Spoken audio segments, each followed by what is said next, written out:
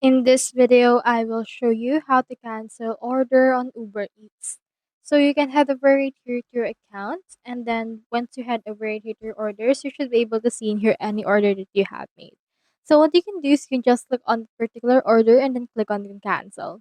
However, there are actually some limitations to this one because you can only cancel if a merchant hasn't accepted yet your order.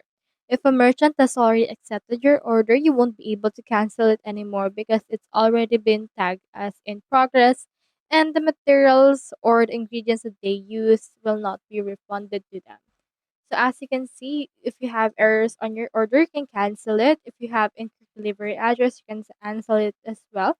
You can also change your delivery address if this what's actually is the case. And if your order is taking longer than expected, you can do so by just canceling your order. And alternatively, you can also contact the support. So that's how you cancel order on Uber Eats. I hope this video helped you out.